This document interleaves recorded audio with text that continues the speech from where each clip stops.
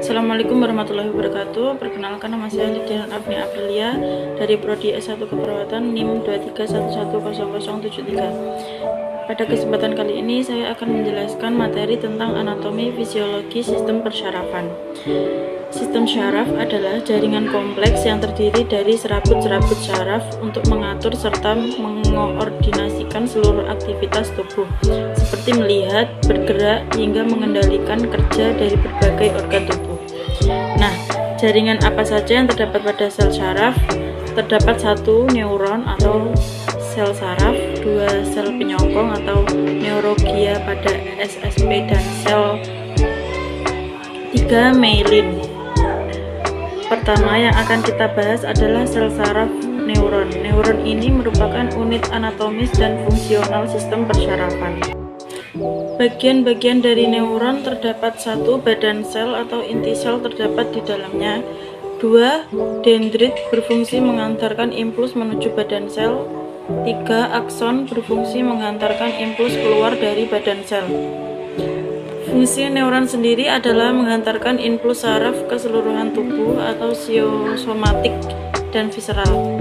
Impuls neuron bersifat listrik di sepanjang neuron dan bersifat kimia di antara neuron.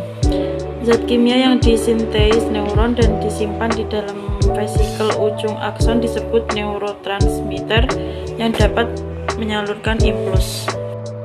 Yang kedua ada sel penyokong. Ada 4, yaitu 1 mikroglia berperan sebagai fagosit, 2 ependima berperan dalam produksi CSF, 3 astrosit berperan menyediakan nutrisi neuron dan mempertahankan potensial bioelektrik, 4 oligodendrosit menghasilkan myelin pada SSP yang merupakan selubung neuron. Yang ketiga ada myelin. Myelin merupakan kompleks protein lemak berwarna putih yang menutupi tonjolan saraf atau neuron. Myelin ini menghalangi aliran ion Na dan K melintasi membran neural. Daerah yang tidak bermyelin disebut nodus Ranvier. Berikutnya kita akan belajar mengenai anatomi sistem persyarafan. Yang pertama ada sistem syaraf pusat atau SSP.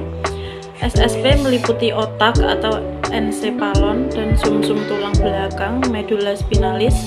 Keduanya merupakan organ yang sangat lunak dengan fungsi yang sangat penting, maka perlu perlindungan. Otak terletak dalam rongga tengkorak atau kranium. Beratnya 1-1,2 kg atau 2% berat badan. Selain tengkorak dan ruas-ruas tulang belakang, otak juga dilindungi 3 lapisan selaput meninges. 3 lapisan tersebut adalah 1 durameter, 2 arachnoidea-meter, dan 3 pia-meter. Di antara arachnoid dan pia-meter terdapat ruang subarachnoid yang beredar cairan cerebrospinal yaitu CSF.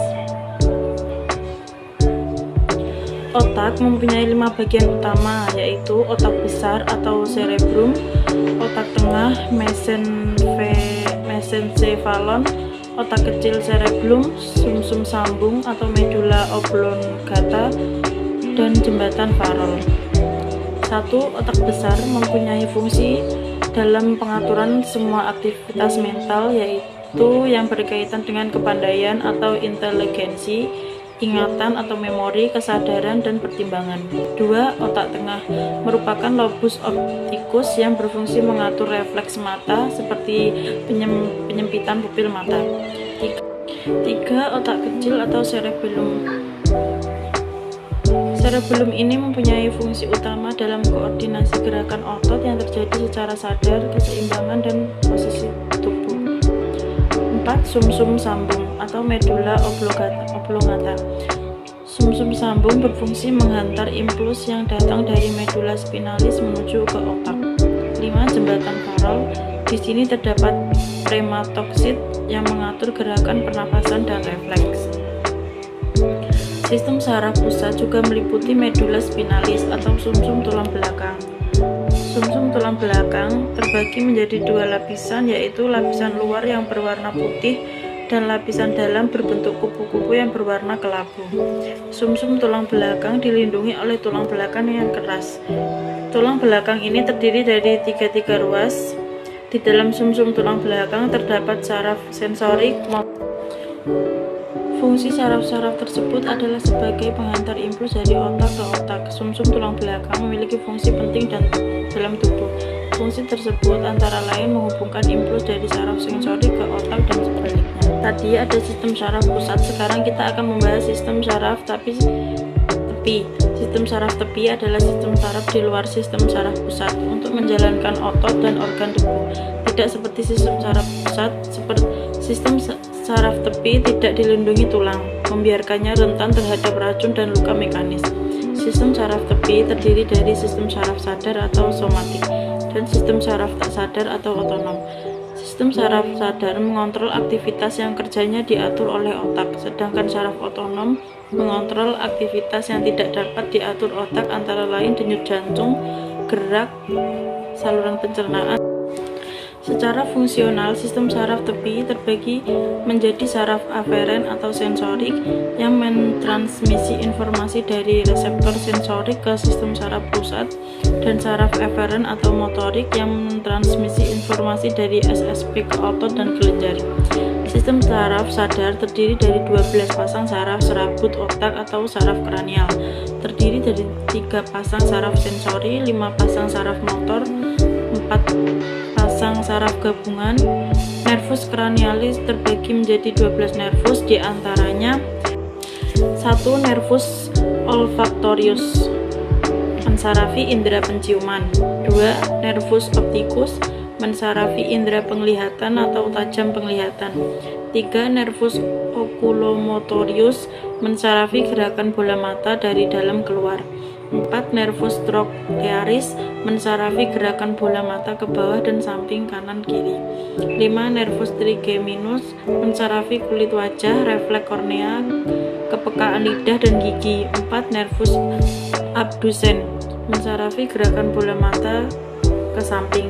7. Nervus facialis mensarafi otot wajah, lidah atau pengecapan. 8. Nervus auditorius mensarafi indera pendengaran, menjaga keseimbangan. 9. Nervus glosopharyngeus mensarafi gerakan lidah atau menelan. 10. Nervus vagus mensarafi faringelaring, gerakan pita suara menelan. 11. Nervus accessorius mensarafi gerakan kepala dan bahu. 12. Nervus hypoglossus mensarafi gerakan lidah. Sistem saraf otonom disusun oleh serabut saraf yang berasal dari otak maupun dari sumsum tulang belakang dan menuju organ yang bersangkutan. Sistem saraf otonom dapat dibagi atas sistem saraf simpatik dan sistem saraf parasimpatik. Fungsi dari parasimpatik dan simpatik adalah mengecilkan pupil, menstimulasi aliran darah, dan memperlambat jantung dan membesarkan bronkus.